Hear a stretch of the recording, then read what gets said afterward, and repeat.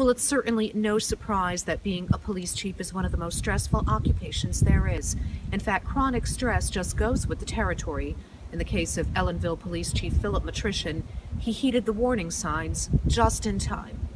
I look at life a little bit differently. I've been given a second chance, and I don't take for granted that I'm going to wake up tomorrow.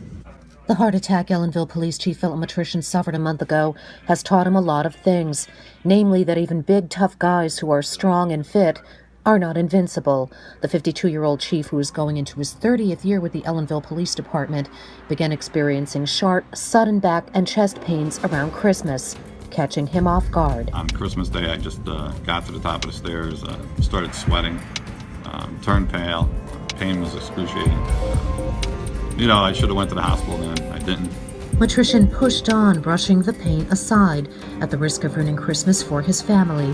But he would ultimately end up there 3 days later at Orange Regional Medical Center, undergoing emergency cardiac catheterization, a procedure to open the left anterior descending artery that had a 95% blockage, a condition that often causes sudden death. And I'm like, what's going on? And they're like, you're having a heart attack.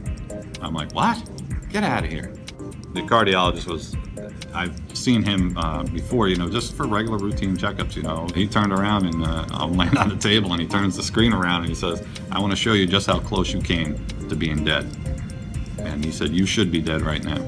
So that's got a way of waking you up and shocking you. Now he's well on the road to recovery. The chief goes to cardiac rehab 3 times a week at Ellenville Regional Hospital, where his workouts, rigorous at times, are closely monitored by trained staff. He's doing extremely well. He's a challenge to me personally as a professional because he is so high functioning. So to get him back to where he wants to be is a lot of fun. I really do make him work hard to his limit, and he asks me for harder every day, and I'm like, all right, we're gonna try. For the chief, the ultimate test came right after he was cleared to go back to work on January 11th. A home invasion and robbery was the first thing he faced upon his return, once again demanding long hours and stressful moments. Though he solved the case quickly, he no longer takes anything for granted and plans to become an advocate for the American Heart Association, sounding the clarion call to those who might otherwise avoid preventive care. Eat right, take care of yourself, exercise, and go for checkups.